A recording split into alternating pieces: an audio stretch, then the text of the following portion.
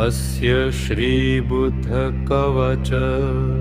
स्तोत्रमन्त्रस्य कश्यप ऋषि अनुष्टुप् छन्दः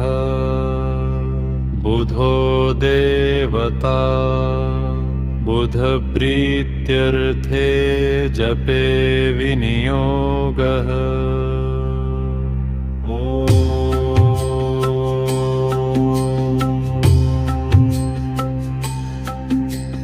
बुधस्तु पुस्तकधर कुङ्कुमस्य समद्युतिः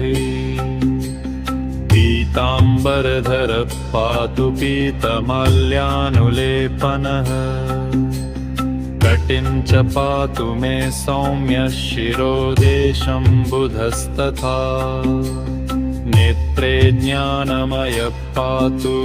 श्रोत्रे पातु निशाप्रियः घ्राणं गन्धप्रिया पातु मुखं विद्याप्रदो मम कण्ठं पातु विधुजन्मा भुजौ पुस्तकभूषणः हृदयं रोहिणी सूनुनाभिं पातु सुरार्चितः मध्यं पातु खगेशश्च जानुनी रोहिणी सुतः जम्भे पातु च मे सौम्यः पादो बुद्धिप्रद सदा सर्वाङ्गं मे सदा पातु बुधो बुद्धिविवर्धनः।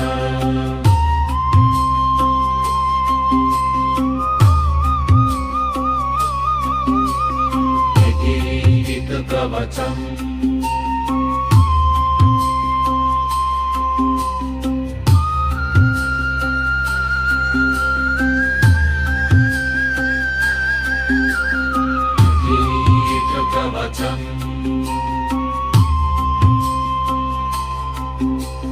बुधस्तु पुस्तकधर कुङ्कुमस्य समद्युतिः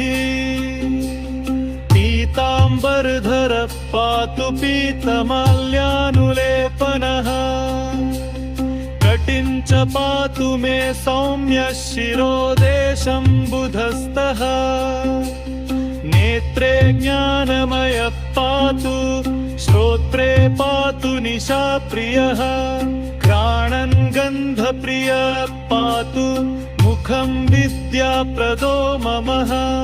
कण्ठं पातु विधुजन्मा भुजौ पुस्तकभूषणः हृदयं रोहिणी सूनुनाभिं पातु सुरार्चितः मध्यं पातु खगेशश्च जानुनी रोहिणी सुतः जम्भे पातु च मे सौम्यः पादौ बुद्धिप्रद सदा सर्वाङ्गं मे सदा पातु बुधो बुद्धिविवर्धनः।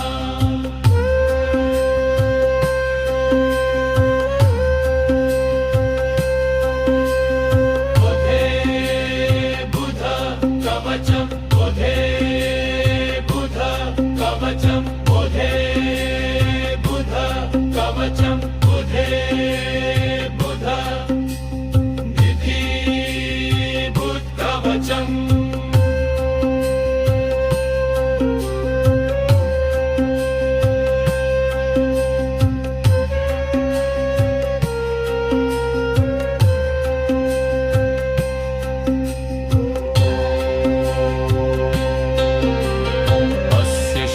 बुधकवच स्तोत्रमन्त्रस्य कश्यप ऋषिः अनुष्टुप् छन्दः बुधो देवता बुधुप्रीत्यर्थे जपे विनियोगः। बुधस्तु पुस्तकधर कुङ्कुमस्य समद्युतिः पीताम्बरधर पातु पीतमाल्यानुलेपनः कटिं च पातु मे सौम्य शिरोदेशं बुधस्तः नेत्रे ज्ञानमय पातु श्रोत्रे पातु निशाप्रियः त्राणं गन्धप्रियः पातु मुखं विद्याप्रदो मम कण्ठं पातु विधुजन्मा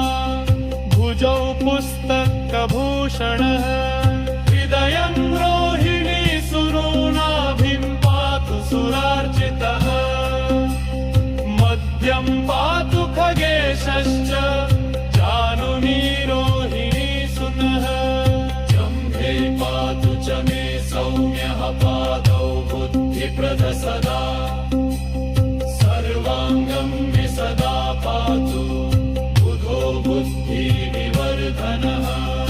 इति बुध कवचम् बुध कवचं बुधे बुद्धवचम् बुधे बुध कवचम् इति बुध कवचम्